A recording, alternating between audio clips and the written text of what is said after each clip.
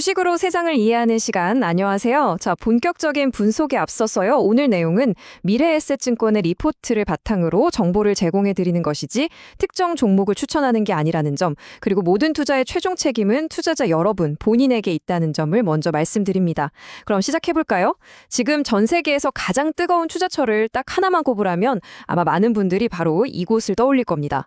네, 바로 인도의 거대한 변화, 그 한가운데로 지금부터 함께 들어가 보시죠. 잠재력의 나라에서 행동의 나라로. 인도는 이제 막 거대한 기지개를 켜고 있습니다. 과연 무엇이 이 잠자고 있던 코끼리를 깨워서 그야말로 전력질주하게 만들고 있는 걸까요? 오늘 이야기는 바로 이 질문에서부터 시작됩니다. 이 숫자들을 한번 보세요. 정말 놀랍지 않나요? 인도가 그냥 성장하는 게 아니라 다른 모든 주요 경제국들을 압도하고 있다는 사실, 전 세계가 저성장이라는 늪에서 좀처럼 빠져나오지 못하고 있을 때 인도는 말 그대로 나 홀로 질주하고 있는 겁니다. 이게 바로 지금 글로벌 자금이 왜 인도로 향하는지에 대한 가장 명확하고 강력한 대답이죠. 네, 다시 한번 강조하지만 모든 투자 판단은 여러분 스스로의 분석과 책임 하에 신중하게 내리셔야 한다는 점 꼭 기억해 주세요. 좋습니다. 오늘 우리가 함께 떠나볼 여정의 지도인데요. 먼저 거시경제라는 큰 그림을 보고 이어서 성장의 대동맥인 교통과 국가의 심장인 에너지 산업을 차례로 분석해 볼 겁니다. 그리고 이 거대한 흐름 속에서 어떤 기업이 보석이 될 수 있는지 꼼꼼히 따져본 뒤에 최종 투자 전략으로 마무리하겠습니다. 자, 그럼 바로 시작하죠. 첫 번째 순서, 거시 분석입니다. 인도의 이 거대한 변화는요, 시장에 보이지 않는 손이 아니라 정부의 아주 강력하고 보이는 손에서 시작되고 있습니다. 미래를 건설하기 위해 그야말로 모든 걸 쏟아붓고 있는 거죠. 이 차트를 보시면 인도 경제가 얼마나 강력하게 우상향하고 있는지 한눈에 들어옵니다. 하지만 진짜 중요한 이야기는 지금부터예요. 이 성장 엔진에 도대체 어떤 연료가 공급되고 있는 걸까요?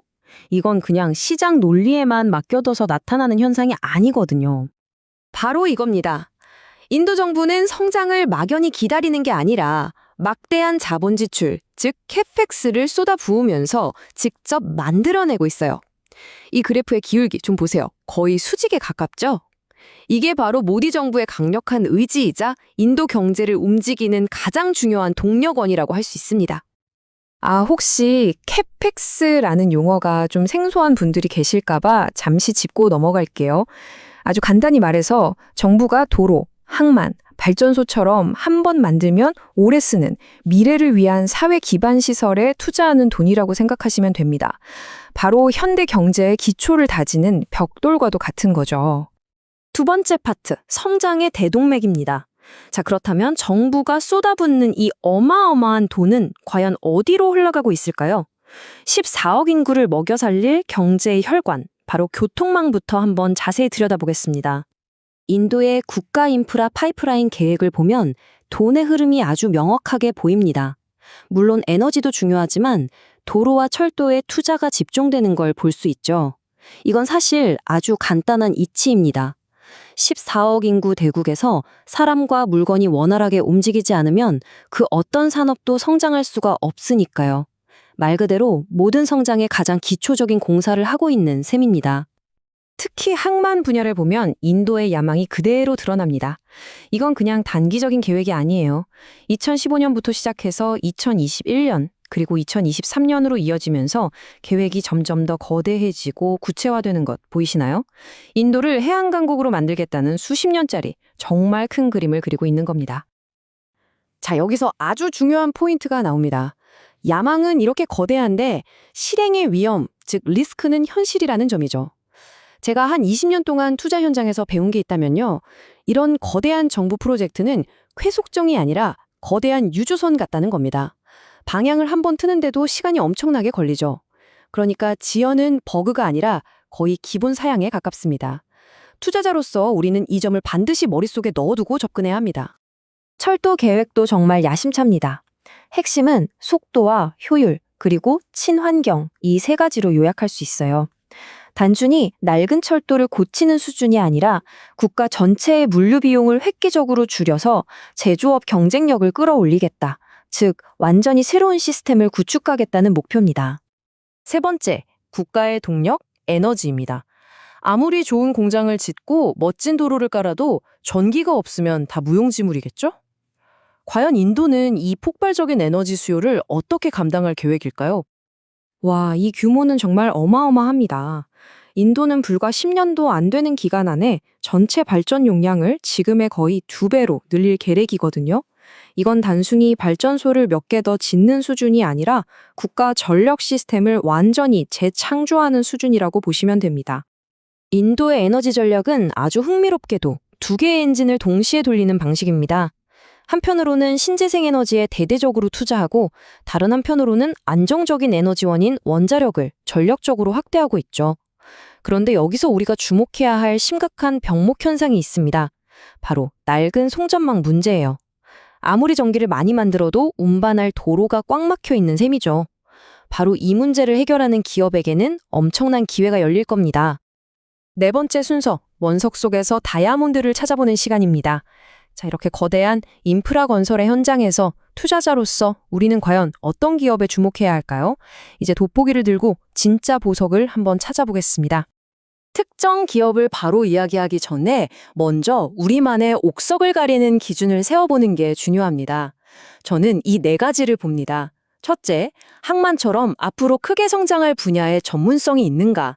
둘째, 일감이 끊기지 않을 안정적인 프로젝트 파이프라인을 가졌는가? 셋째, 미래의 대형 프로젝트를 따낼 강력한 후원자가 있는가? 그리고 마지막으로 가장 중요한 거죠. 약속을 현실로 만들어내는 입증된 실행 능력을 갖추었는가? 이 기준으로 기업들을 잘 걸러내야 합니다.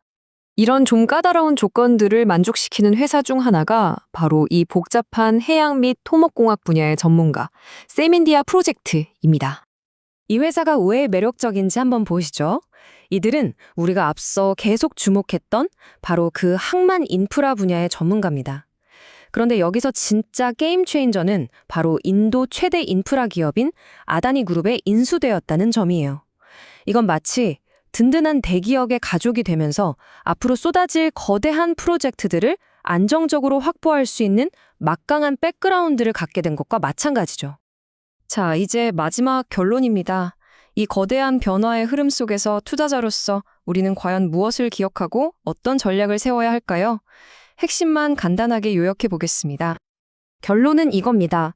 인도 인프라 투자는 단기간에 부자가 되는 그런 투자가 아닙니다. 신중한 종목 선택과 시간이란 양념이 꼭 필요한 장기적인 구조적 성장 이야기죠. 밀려오는 파도 자체에 흥분하기보다는 그 파도를 가장 잘 탈 수 있는 튼튼한 서핑보드를 고르는 지혜가 필요한 시점입니다. 이건 단순히 콘크리트를 붓는 행위, 그 이상입니다. 어쩌면 세계의 다음 경제대국의 토대를 구축하는 일에 동참하는 것일지도 모릅니다. 앞으로 최소 10년 동안은 반드시 지켜봐야 할 가장 흥미진진한 이야기 중 하나가 될 겁니다. 네, 오늘 인도의 거대한 변화에 대해 정말 깊이 있게 다뤄봤는데요. 유익한 시간이 되셨기를 바랍니다. 오늘 내용이 마음에 드셨다면 구독과 좋아요로 응원 부탁드리고요. 다음 시간에도 세상을 보는 새로운 눈을 선사할 깊이 있는 분석으로 돌아오겠습니다. 이상 주식으로 세상 이해하기였습니다.